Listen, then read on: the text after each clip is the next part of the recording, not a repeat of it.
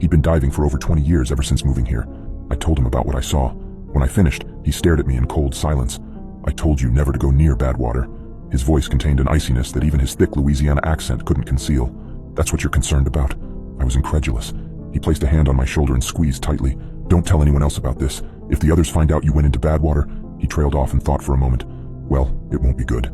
He shook his head like a disappointed father. But what about those things? I tried to keep my voice down, hoping no one would hear us. How many people have died because of those damn things? Shut up, Moose said. We have an agreement. There's a reason they only grow in Badwater. Don't mess this up. I started to say something, but the words caught in my throat. He was keeping something from me. He sighed, and I saw something like sadness behind his eyes. Sometimes you have to decide between lesser and greater evils.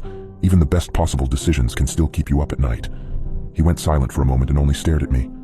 Don't tell anyone about this. Maybe one day you'll understand. He walked away after that and called off the day's search. Despite what I told him, we continued to search for the next 2 days. By the third day, we called it off completely and gave our condolences to the family. The search was called off, but I couldn't let it go. That night, I went back to Badwater alone. I took my equipment and drove over there.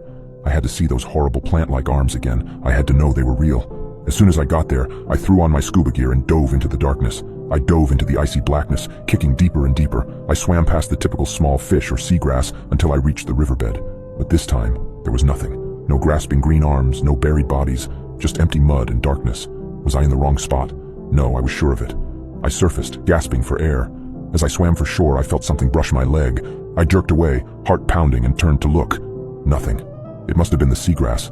Then I felt a sharp set of claws dig into my leg. I screamed out in pain, muffled by the cover on my face. I kicked and tried to swing at the claws, but it was no use. They were digging deeper into my skin. A pale arm reached up from the depths below, its long, skinny fingers brushing my flipper. I felt another set snatch onto my forearm. It was taking my arm. I screamed and swam faster, and the claws fell out of my skin. I finally stumbling onto the shore. There were rips in my wetsuit. Blood was seeping from my skin. What the hell was that? I turned back to the water, shaking.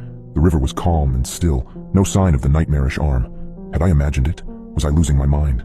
Just as I stood to leave, I heard Moose's voice behind me, cold as ice. I told you not to come back here.